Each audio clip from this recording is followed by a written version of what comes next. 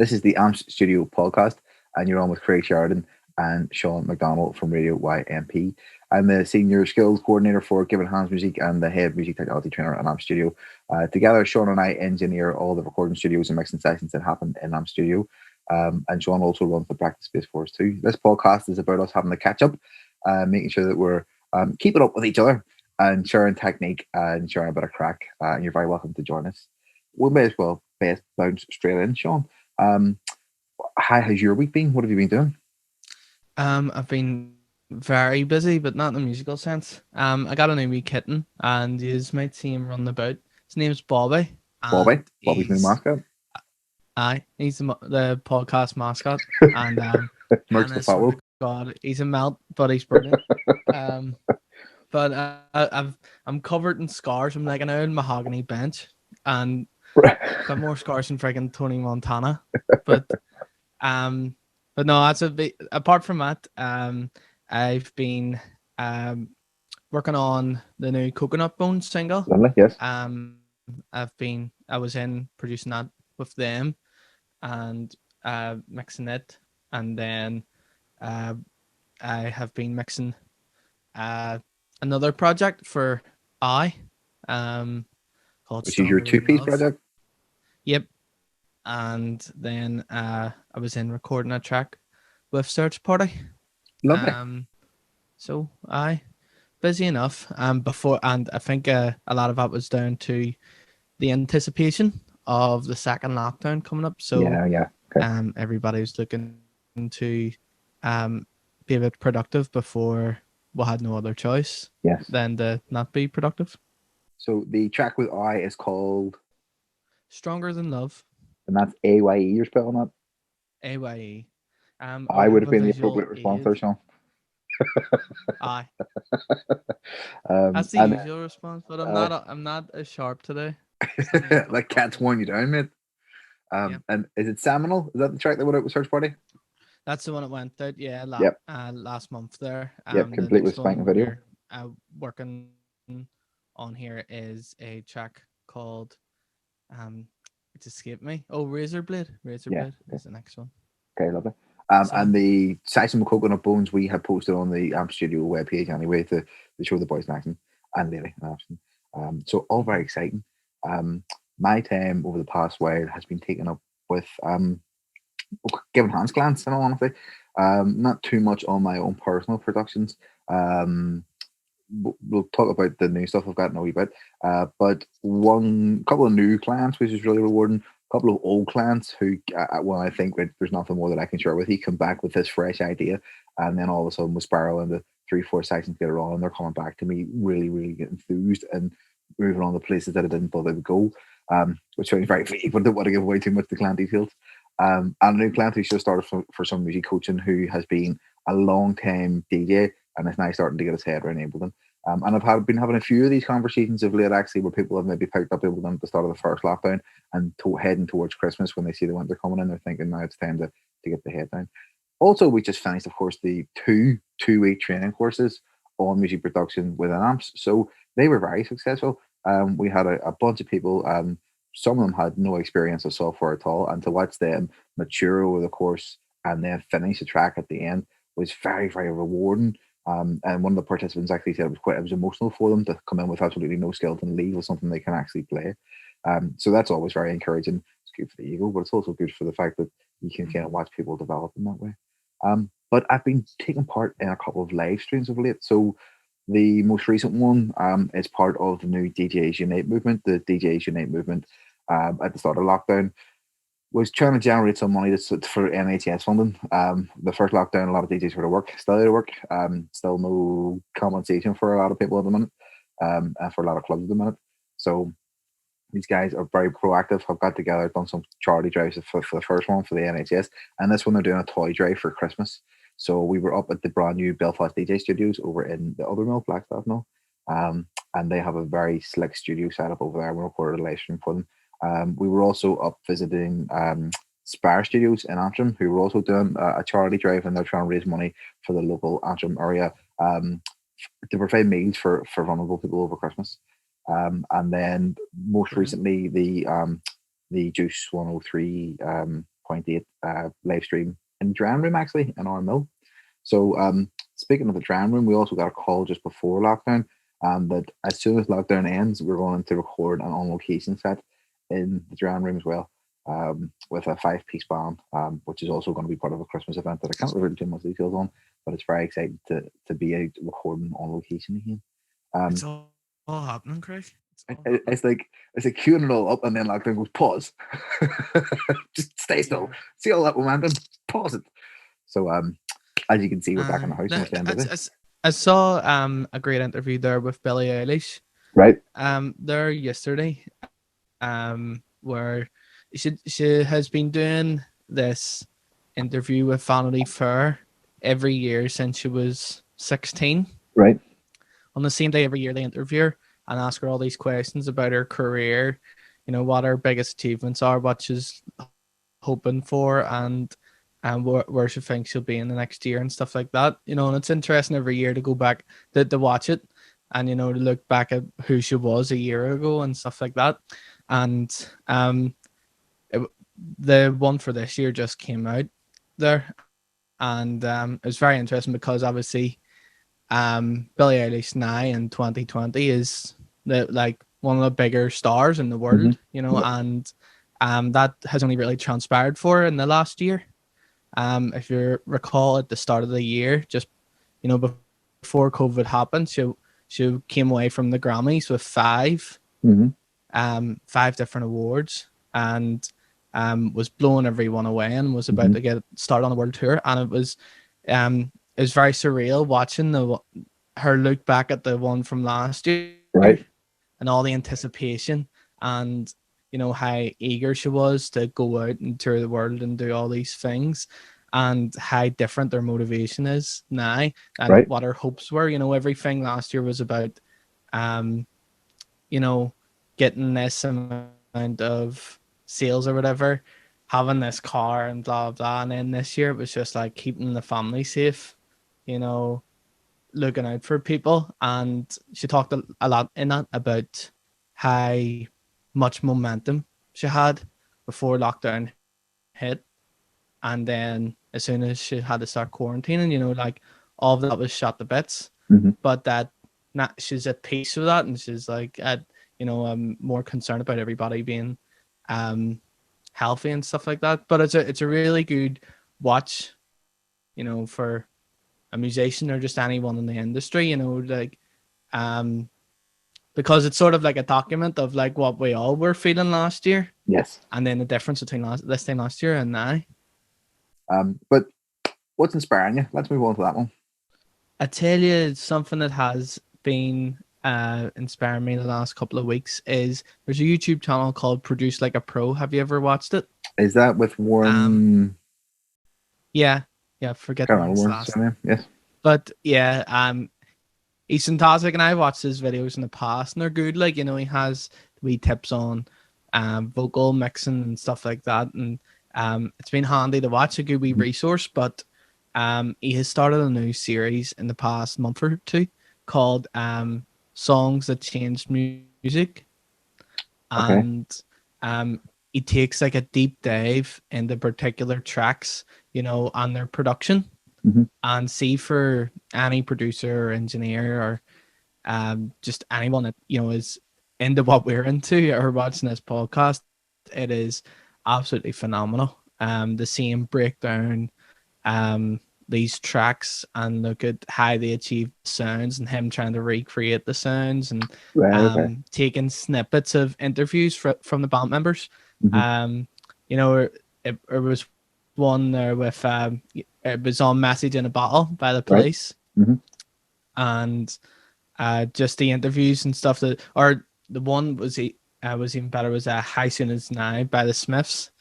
And they took like interviews with Johnny Marr, and, you know, talking about how they achieved that like tremolo guitar sound at the start, and the process that went into that is like crazy. It took them weeks just to get that guitar sound, because it started off with a tremolo pedal, but then it ended up that they were getting it through setting up 4 speakers in a room like I'm playing it out of all four of them. So then you were getting and delaying the sound in each speaker. Oh, jeez, you have to watch it. It's crazy story, but it's Right. so fascinating to Yes. hear about all these things. So that after I've watched each episode of it, I've came up and wanted to do stuff, um, do a bit of producing stuff. But it's great.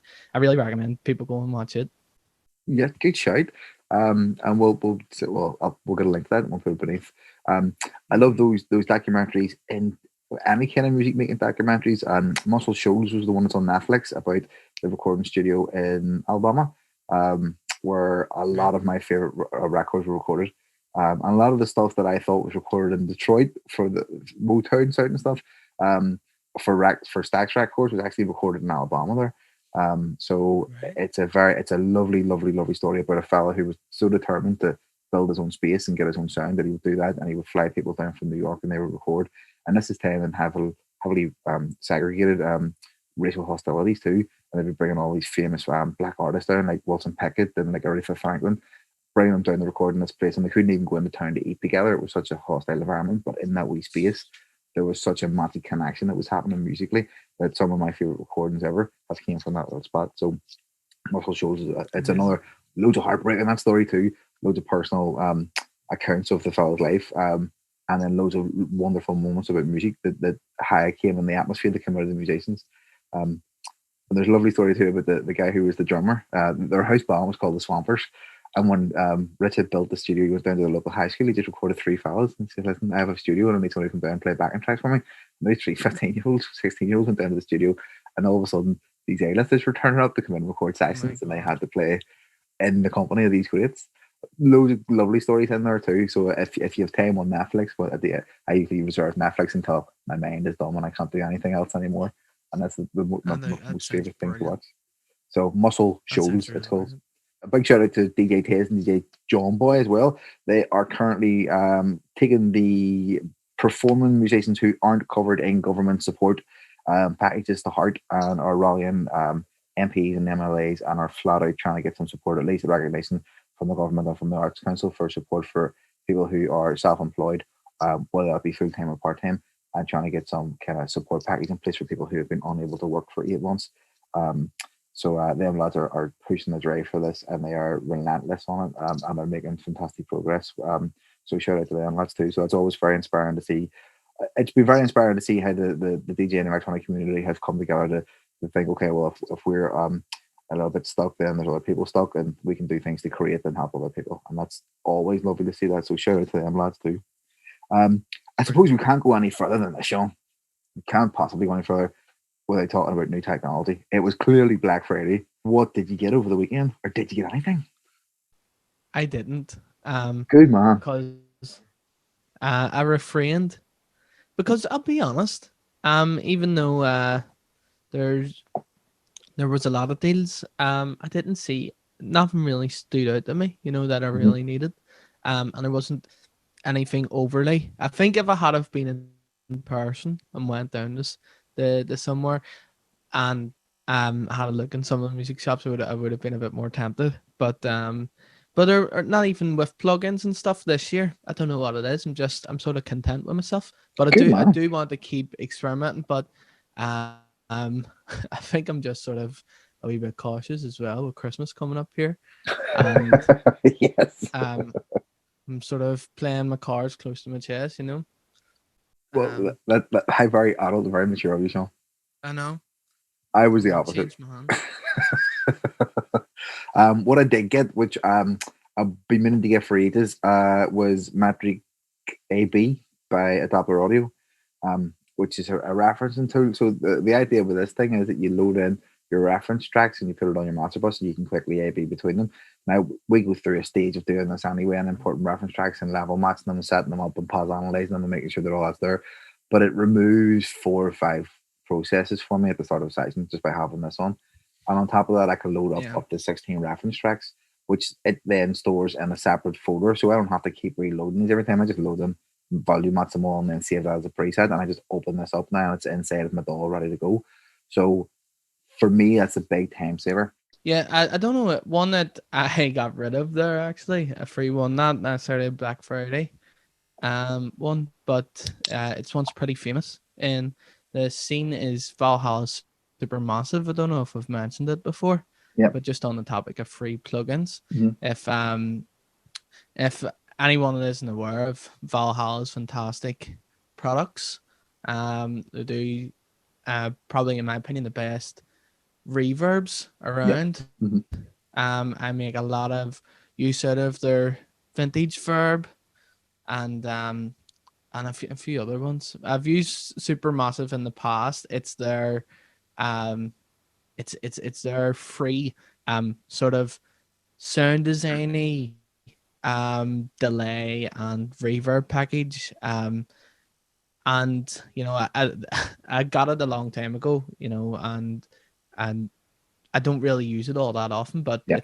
it's a real premium plugin Mhm. for free. And Yes. if you know anyone who does do some sound design type of stuff, or it might be useful for uh you know experimental or electronic music and stuff like that too. So if you're not aware of it, Valhalla is super massive. Give that Yeah, a we'll try. stick it. We'll stick it on the list too. One of the things that I did notice when I was looking through stuff is that there's a lot of um, plugins that are doing things in a very glossy package that kind of saves time, like the CLA plugin I'm Yeah, talking about. And I wonder because I know that this is very popular within Ableton. You can save your own plugin chains in things called devices, and you can recall them and use them again. And during given hand sessions, I have been making a few of these things for clients. So like a mid-range saturator and a widener plugin, and we're doing that and then saving it so that the client doesn't have to remember all the steps we took to do that in their mix. Um, but I don't know. Does Logic do the same thing? Can you save a preset chain and a device in the same way?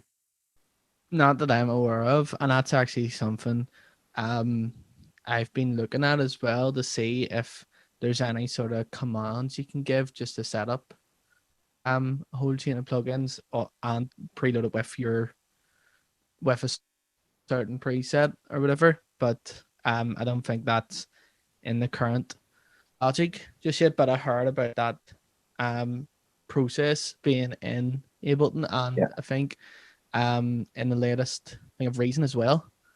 Oh, okay. If I'm Well, right. they always had the combinators anyway, so you could save devices that way. Yeah.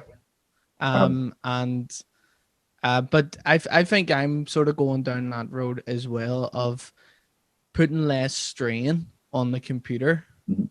You know, going for plugins that put less strain on the computer and make the workflow a lot easier. Yes.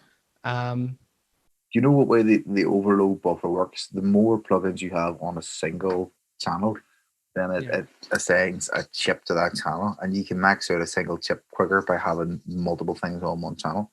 So your idea of sending yeah, stuff off is a practical one because it splits the load, and therefore well, it's less load across more chips rather than one stack and one in a row. But I find like get it past six plugins on the track, you're doing something wrong to begin with, or that yeah, that's not in the right place. And I experienced that recently in a mix actually, where there was a really spiky lead sound. But if it was turned down too low in the mix, you completely removes its impact. And if we turned it up halfway loud, it was far too piercing. Um, and after a couple of mix revisions, the only thing I could do was really turn it down really low in the mix and send it off to a bandpass saturator and saturate from like 500 to 900 and bring out the body of it much more. And then it got a fair bit more place in the mix and was much easier to identify. But that was not a quick solution to reach. And it took a few revisions. And of course, the difficulty is when you're doing that, your ears get tired and used to it. So there had to be do it, take a break, do it, take a break. So that process seemed to go on forever. But it was good to kind of learn that technique. That the next time I put something that's spiky, I'm thinking, well, saturate that and take it off somewhere else and bring up a low level sound instead of trying to necessarily crush the top end. Um, but yeah, we got to revision 18 of the process, and that was writing and mixing. That wasn't just pure mixing. So we got the revision 18 and sent that off the master and got a bit of feedback, done some changes, and then I think got the revision about 27 before I realised that, the one that came back 1819 was probably the best one. And that was actually the one that got decided on in the end. But sometimes that's what the client wants. hmm,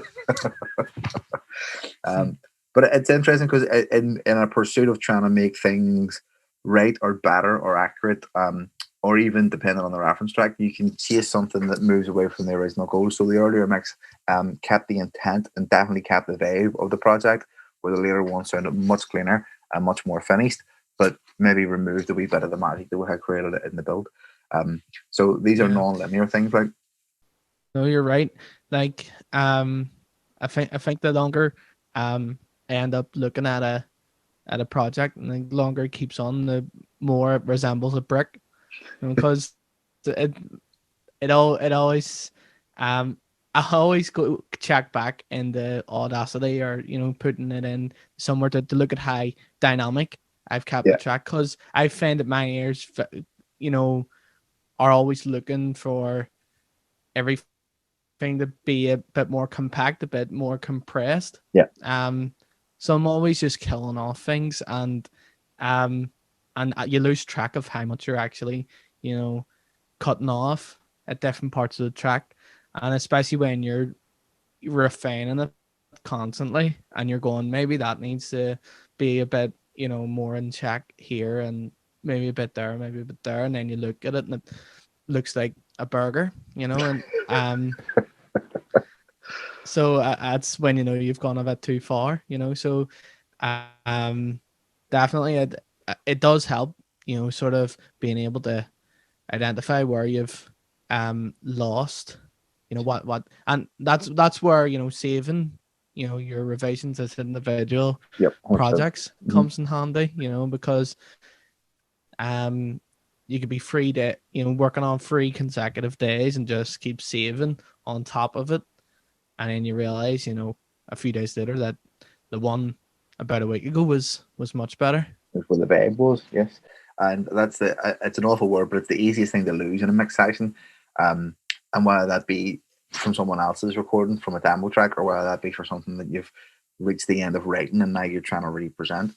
Um, because we always present things according to how tired are at the time. So sometimes, you can over process things, or you can change the mix dynamic entirely by just processing them differently. And sometimes they'll all feel as appropriate for the track, of course. But you're right, it's good to receive revisions. And when I do revisions, I also bounce that out so I can quickly refer to, well, if I've made a significant difference, if it's just a case that I've maybe tidied something up or I've changed it or I've reached the end of the writing time, if I've reached the end of the writing time or the working time, I'll save it and we'll bounce it out because I'll know where I've got to without having to open the project. And if I make a significant change, I'll save it before I know I'm going to, so that if I make a significant change and it's not working out, I can always have that scapegoat to get back to. So that's a fairly good working practice. What about the Coconut Bones project? Are you mixing that for those guys too? Yeah. I done a bit of mixing for them there, and it's a really interesting project, because it's very I've noticed a lot of stuff that I've been working on. I think recently there's a big 80s sort of revival in Right. Okay. terms of tone and soundscapes that people are looking for, and this track is very that. Um, Lovely. it's very Cure-esque, Okay. with the guitar sounds and the drive and acoustic underneath. So that I sort of it was a bit different for me to actually look back and think, I want this to sound as 80s as possible, Right. and um so it was fun in a way that I wasn't thinking about making things sound, even in the recording process, it is as polished or as clean as I would usually do with like a modern sound or like a normal rock sound or whatever else. This one, um it sort of had a few wee imperfections which sort Mm-hmm. of give it a bit more character, um and thinking about the drums and putting them for a big gated reverb and stuff, and Food for the Collins. putting about a million layers of the lead guitar part in, to give it that real like chorusy feel, and um it was so fun to be able to just experiment about like that with it, and the band were all up for it. Beforehand we had a really sort of long brief where we're sending each other references back and forward, and they were Yeah. very clear that they wanted that type of sound, and they knew where their inspiration lay. When we're looking at um tracks from oh, names escape me, but if you look at, it was like things like the Pest Mode, and as I said, the Cure, the Smiths, and Echo and the Bunnymen as well. That's who it Right, was. a lot of more than And Hannah. yeah, and it was like, right, so the acoustics should sound this way and the electric guitar should sound like this, and Right. it gave me a real interesting sort of proposition going into it.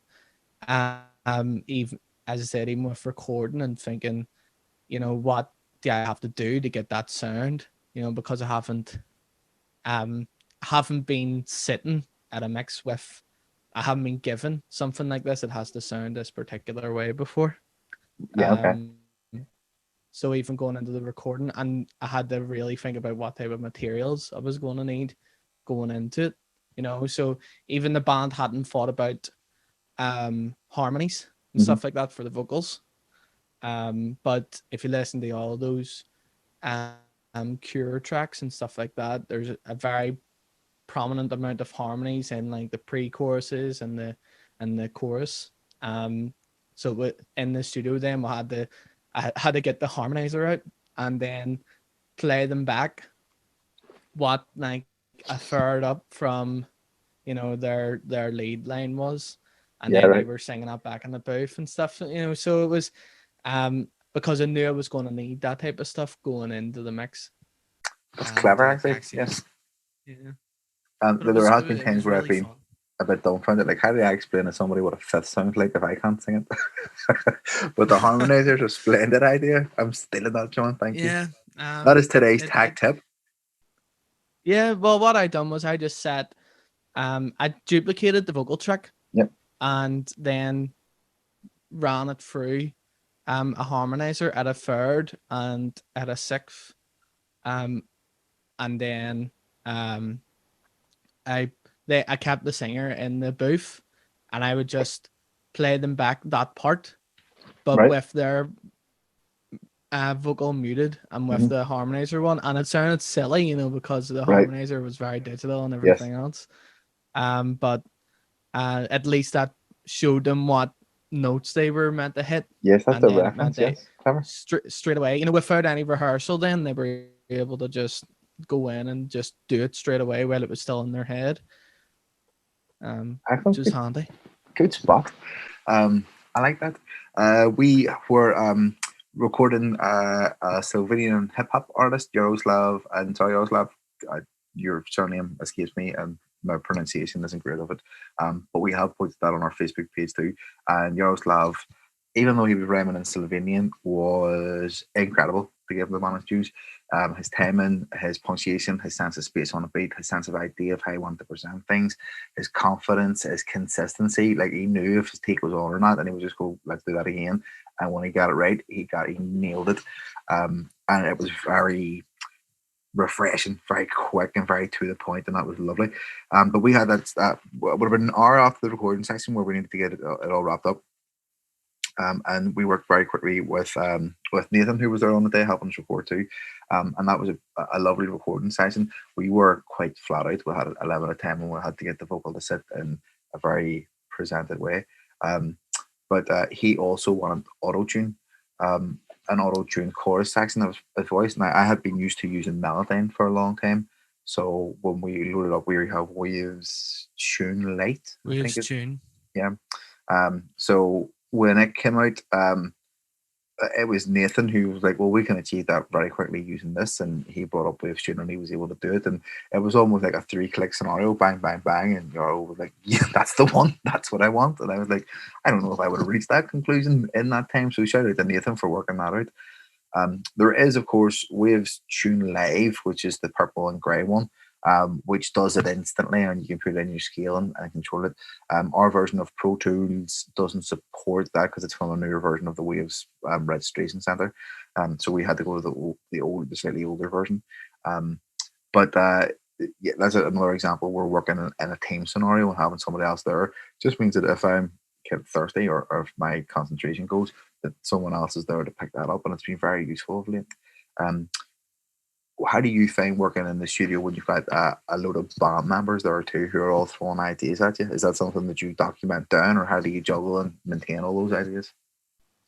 Yeah, well, I just sort of keep a notebook beside me, but I try and keep a bit of discipline in the control room at the same time, where um I want to know um at every instant, if I'm happy with the take it's being tracked, Yeah, at the minute. So I make sure that the band members, if they do want to sit in the control room, if they aren't tracking, that they're staying silent. So yeah, I like the time code everything as well, because especially when in the likes of the Coconut Bones one, where it's one day, hmm and there was a lot of experimentation going on, there was a yeah, lot of work to get done, so we needed to make the most of the time. So every take sort of has to be used in some way, to find a, you know not to just scrap one if there's one wee mistake,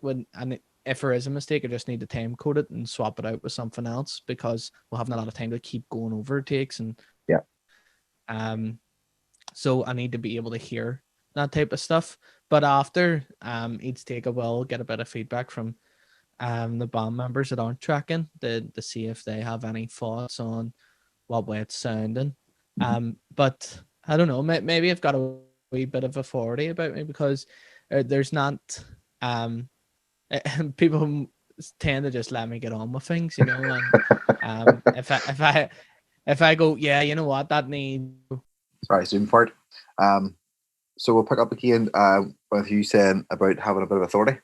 Think people I might have a bit of authority about me in the studio, because people seem to just let me get on with whatever I think um needs to be done to the track, and don't often question it, hmm and they'll throw in suggestions here and there, Yeah, but for the most part, I think I seem assured, and so that when I say, yeah, maybe do that, but I actually think, well, should do this way or that way, and they usually just go, yeah, sweet, sounds good.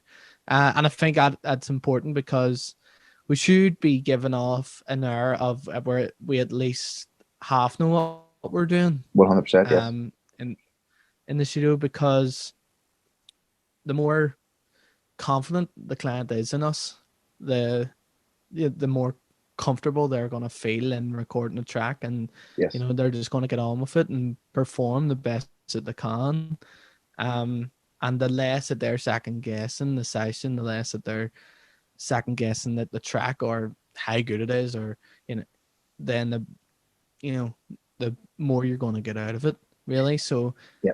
I think if they are suggesting, if they are suggesting things, it's good, but I think it's better if they can just sort of come in and perform and do what they need to do for the yeah, song on the day. yeah.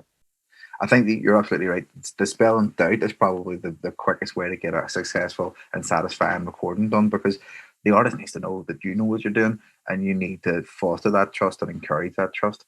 But I think a lot of that comes down to the practice and experience, and knowing the kit and knowing the shortfalls and knowing how to navigate that. Because even when there is an issue that may be addressed, um, simply sending them out for a smoke, or to go to the shop, or to go to get a drink, and then you have it resolved by the time they come back.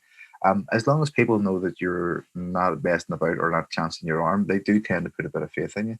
But I Yeah, think there needs to also be recognition of the merit and the fact that these people have approached you to record with you. So they've already have opinion, that whether that be through the search party stuff that's come out, or whether that be through your presence for all the other things that you're doing, that there is that informed decision and taste that already informs your yeah, technical and practical practice. Practical practice.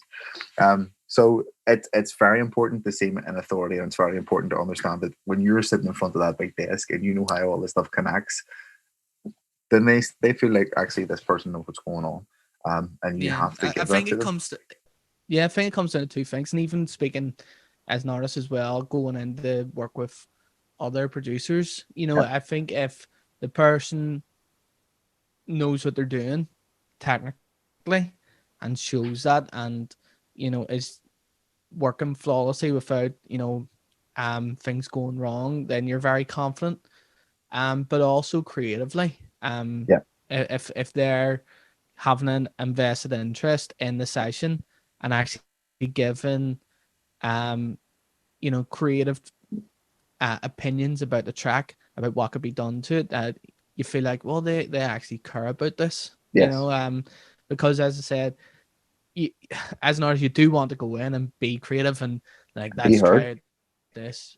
Yeah, you want to go. You've got a million ideas in your head, but I think Yeah. the best thing for an artist to do on the day is just to go in and perform, and let someone who hasn't been, a part of the songwriting process come in and listen to the song objectively, Hmm. and use their experience, use their skill, and decide what they think needs done to the song, and I think that's important, because I think if you go in and an engineer just wants to go, right, let's do this and this, and let's get the bare minimum done out the door again, you sort of um yeah, it just, you don't feel like they really are that invested in what is happening. Yeah, I think it's important that the artist is acknowledged and the time constraints are acknowledged too. And there's been sessions Yeah. where an artist has come in with bags of ideas, and that's cool, but we only have a certain amount of time to achieve them. So which ones do you want to work out first? Oh, how can we manage the time most effectively? And if it Yeah. if it becomes an experimentation session, then that's fine and well as long as the client's aware of that. I mean, if they're coming in to record a demo and they want to get 2 tracks recorded in the time that they've booked, and they're also wanting to experiment for 3 hours, is that really practical? That's not going to Yeah, happen. I think it's all about a brief as well, isn't it? And You're right. that, You're absolutely right. if you turn around to the client and say, "Look, this is going to be tight to get this all done in one day," we can't. There's no room there to apart from tracking this. And we'll be lucky if we get this tracked. If the client's happy enough with that, then there's nothing more than they can expect than to just get everything done. And but if the client's willing to give a bit more time to it, um and get the most out of their session and have a few more hours at it, and if they express it, they want to be a bit more creative with it, then um they will get more out of it. And yeah, and I think it is all about a brief and finding out what the client wants in the first place. Yeah, and you make a great point too about the objectivity that working with a producer brings, and I think that's one of the things that kind of is missing from the studio experience of new bands or young bands or even local bands for that matter, because there aren't too many record, in the traditional sense, record producers that occupy the Belfast region. Not that the people who aren't capable of doing it, but it's not a practice I see observed a lot. Um, and even when people come to us in the studio, there's a fair bit of uh, producing that goes on that's outside of even what we should be doing as engineers. Purely on the basis that we're helping people organize ideas and present ideas. And I think a lot of bands don't have that. There's usually somebody in a band who has the creative drive and who focuses what the actions are in the band. But having that sense of detached encouragement and detached support to help them achieve those ideas is something that's maybe lacking from the support network here locally, I think. Um, and I don't think bands are aware of how that will work until they're in that relationship. And I think that's probably the extra value that people like you and I who have been through the production and the finishing and the writing point kind of bring to a recording session too, because we can help people facilitate those ideas, um, either through songwriting or through understanding the technology or just facilitating them to be as creative as they can. And it's a lovely thing to be involved in. That coaching is a lovely thing to be surrounded with too when you see people achieving that creativity.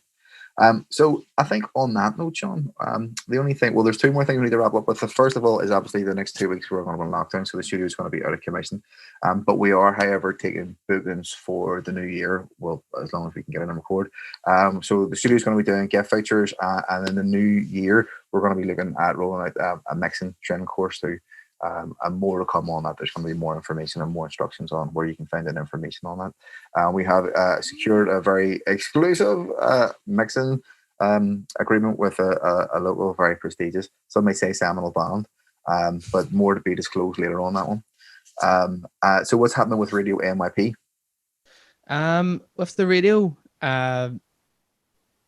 it's been very I don't know, on and off with in terms of lockdown and restrictions and Yeah. everything else. It's been really tough on the young people.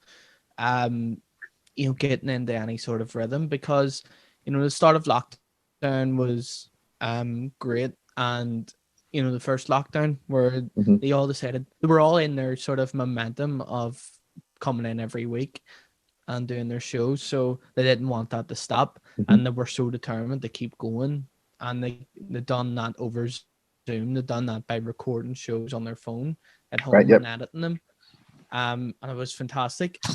As lockdown went on, then and isolationism started getting a lot more prevalent as you know young people lost their drive and they Yep. had to go back to school and stuff. It made that a lot harder. Yep. So we saw a lot of young people dropping off and not and saying, well, I'll come in once lockdown's over. And while some did, I found a lot of young people that lost their momentum, and some Yep. weren't comfortable enough to come back into the studio Right. um, just yet. And then when they were comfortable coming in, there was new restrictions, Yeah. and um, and you know things change week by week. So sometimes young people say, "Can I book in 2 weeks' time?" And you go, well, I don't know because I don't know what things are going to be like in 2 weeks' Hmm. time, whether we're going to be allowed to open or not. And there's a big gray area there between, like in the world of youth work, being between like a service and being a form of education. So Hmm. um, we're it's sort of hazy. We don't know what we're allowed to do and what we can't. And by the time that we have clarified it with ourselves, and by the time we've got the message out to staff, it's um you know it's already happened. It's got to that day, and the young person's not interested in it anymore. Yeah. So it's been very shaky, but I really commend the young people for sticking in there and doing their shows there, and the radio's still up and running. We're actually getting loads more recruits, who I also feel for because they haven't really been able to come in and do their training or anything just Right. yet. But hopefully in the new Right. year things all ease up. Well, that's it. Um, What you're saying is young people who want to put energy into something that's creative and that's building, and that's not going to go away. You make a great point about the momentum, but I mean, I heard a recent report on the radio that was saying about, in general, most people who are working from home are suffering from the lowest productivity ever, um, purely on the basis that during the lockdown you get the attention fog and that you're not as productive and you can't possibly be in these scenarios. Plus all the other Billy Alley style worries and loss of momentum and things that we spoke about earlier on, but you will see that those young people will engage. And I uh-huh. suppose some of it's on us to work out, well, how can we do that kind of training through Zoom? Or is there online tools that we can use to adapt to this? And how can we move forward in that way? Which, again, all takes learning time and resource time and needs to be properly worked out before it's offered. Um, Yeah. but you'll find those young people are wanting to be creative and or will come back given the opportunity. Um, And Go ahead. And yeah, and a big piece of positive news for us as well is that we've been speaking to the assembly up in Stormont, Okay. about the formation of the youth assembly, Hmm. which is something that all the youth organisations have been pushing for and sort of lobbying for the past lot of years, Right. um, and now that that's going to be a reality, which is fantastic.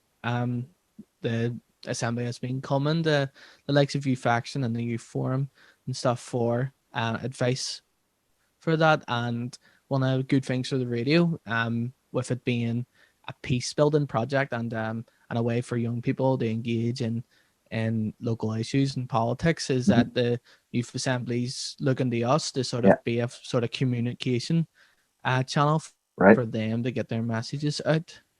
So we'll have a very close link with them to do with that.